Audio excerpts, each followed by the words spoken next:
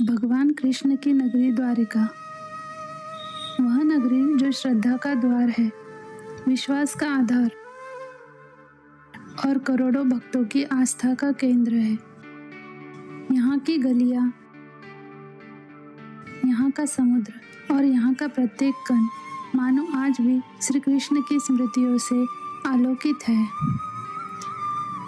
इन्हीं पावन भावों के साथ आइए चले द्वारकाधीश मंदिर के दर्शन के लिए। मान्यता है कि इस पावन यात्रा का प्रत्येक चरण अपने भीतर एक अलग महत्व समेटे हुए है। आज हम उसी क्रम का अनुसरण करेंगे। गोमती नदी की उछलती मचलती धाराएं तट से टकराती है, मानो ऐसा दृश्य प्रस्तुत करती है प्रकृति स्वयं आनंद में मग्न होकर नृत्य कर रही हो।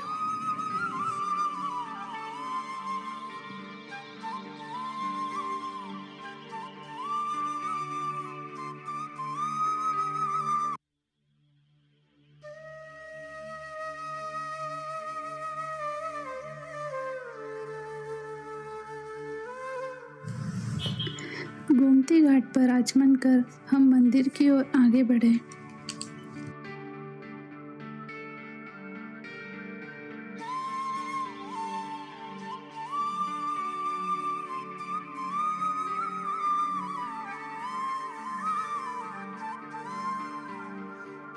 जैसे मंदिर निकट आता है, वैसे वैसे मन में श्रद्धा और आनंद दोनों बढ़ने लगते हैं। और फिर सामने दिखाई देता है द्वारकाधीश मंदिर का दिव्य शिखर, जिसके दर्शन मात्र से असंख्य भक्तों का हृदय भाव विभोर हो उठता है। मंदिर में प्रवेश करते ही घंटियों की मधुर ध्वनि, वैदिक मंत्रों का उच्चारण और भक्तों की अटूट श्रद्धा पूरा वातावरण भक्ति से भर देता है। जब द्वारकाधीश के दर्शन होते हैं तो मन स्वयं मौन हो जाता है। कुछ क्षण ऐसे होते हैं जिन्हें शब्दों की आवश्यकता नहीं होती। संध्या होते होते यहाँ मंदिर का वातावरण और भी अधिक भक्तिमय हो उठा। इसी समय मंदिर के शिखर पर पवित्र ध्वजा परिवर्तन की परंपरा निभाई जाती है।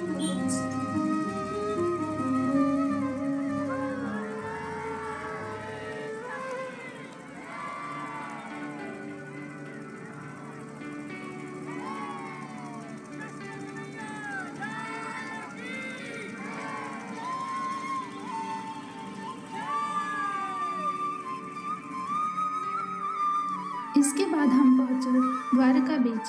शाम ढलने लगी है। समुद्र की लहरों की गूंज, ठंडी हवा, सुनहरे रंग से सजा आकाश दिन भर की यात्रा के बाद शांति की अनुभूति करा रहा है।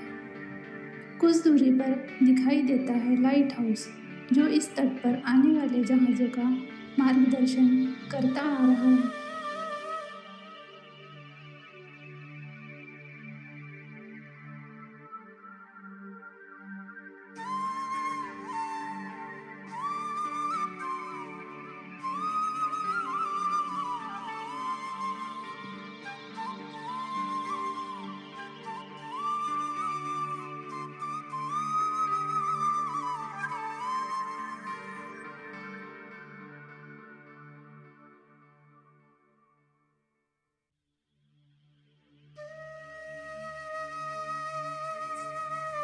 रात ढलते ढलते मंदिर के आसपास का बाजार दीपों के प्रकाश और श्रद्धालुओं की चहल पहल से जीवंत हो उठा।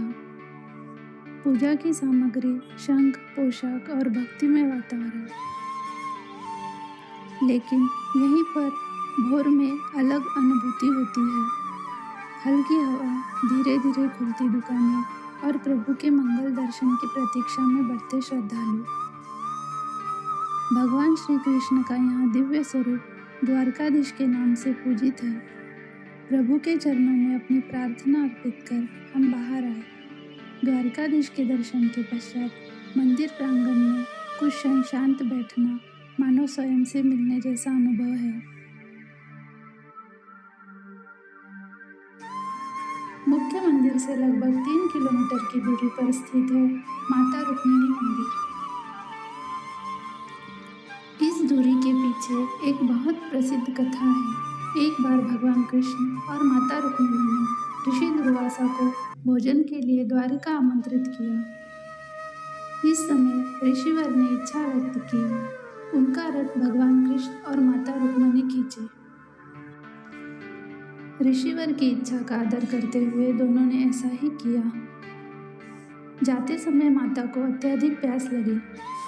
तब श्री कृष्ण ने अपनी दिव्य शक्ति से भूमि में पैर का अंगूठा गाड़कर गंगा जल प्रकट किया। माता रुक्मिणी ने जल पी लिया, किंतु ऋषि दुर्वासा को जल नहीं पूछा। इससे दुर्वासा ऋषि अपमानित अनुभव करने लगे। क्रोधित होकर ऋषि दुर्वासा ने रुक्मिणी माता को श्राप दिया कि वे भगवान कृष्ण से दूर रहेगी। इसी शाप के कारण यह मंदिर मुख्य शहर से कुछ दूरी पर बना है। आज भी श्रद्धालु द्वारकाधीश मंदिर के साथ रुक्मिणी माता मंदिर के दर्शन को अपनी यात्रा का अभिन्न हिस्सा मानते हैं। मंदिर की शांति, प्राचीन शिल्पकला और इस कथा से जुड़ी आस्था इस स्थान को और विशेष बनाती है।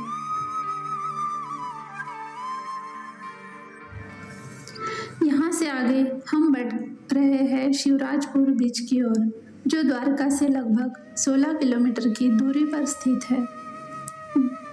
दूर तक फैला नीला समुद्र, सुनहरी रेत और लगातार आती लहरों की आवाज ने पूरे वातावरण को प्रसन्न कर दिया। मंदिरों की आध्यात्मिक यात्रा के बाद प्रकृति का यह शांत रूप एक अलग ही अनुभव दे रहा है। शिवराजपुर बीच भारत के चुनिंदा ब्लू फ्लैग बीचों में शामिल है। यह सम्मान उन समुद्र तटों को दिया जाता है जहां स्वच्छता, सुरक्षा और पर्यावरण संरक्षण के उच्च मानकों का पालन किया जाता है। यहाँ आप समुद्र किनारे टहल सकते हैं, लहरों का आनंद ले सकते हैं या बस कुछ देर बैठकर इस सुंदर दृश्य को महसूस कर सकते हैं। अगर आप द्वारका की यात्रा पर आए तो मंदिरों के साथ शिवराजपुर बीच को अपनी यात्रा का हिस्सा जरूर बनाएं। आध्यात्मिकता और प्रकृति का ऐसा सुंदर संगम आपकी यात्रा को और भी यादगार बना देगा। अगर आपको यह यात्रा पसंद आई तो वीडियो को लाइक करें, चैनल को सब्सक्राइब करें और कमेंट में ज़रूर बताएं कि द्वारका का कौन सा पल आपको सबसे ज़्यादा पसंद आया।